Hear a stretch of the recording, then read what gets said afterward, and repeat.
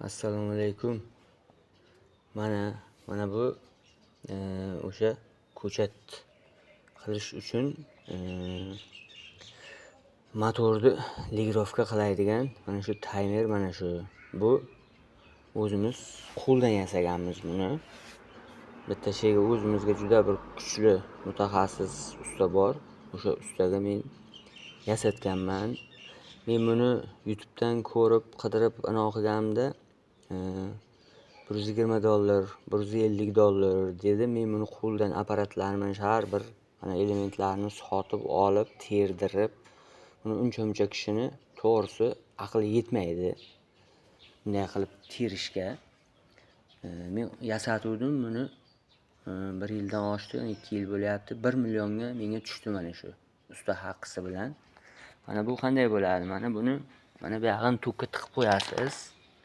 Mana aka. Mana bu yerda kelasiz, mana bu tomoniga motorni, mana shimga motor mana bu yerga suqiladi. Endi mana bu yog'iga keladigan bo'lsak, xo'sh, mana bu yerda sekund. Mana misol qarang. Mana 10 sekundga qo'yasiz mana uni. Keyin mana bu yerda mana soat turibdi mana aka. Soat. Mana buni buraysiz. Xo'sh, hozir pana qilyapti. Mana buni buraysizda. Mana aka, men misol yarim soatga qo'ydim. Yarim soat bu motorga dam beradi. Keyin mana bu 10 sekund mana sepadi. Keyin hali ko'proq obed paytiga boramanda, obedga issiq bo'lib ketadi. 20 sekundga qo'yib qo'yaman.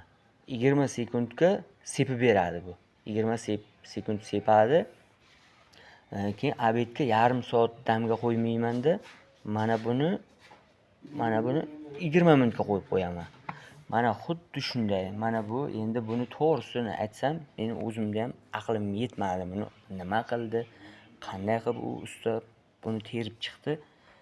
Bir kun xullas vaqti ketdi mana shuni shu darajaga olib kelishiga. 500 ming so'm usta haqi oldi. Qilib berganiga 500 ming so'mga mana shu zapchastlarni hammasi, mana shu 5 tami 6 ta nima bo'lsa, shularni oldik. Mana shu narsa обязательно ko'chat qilishga kerak.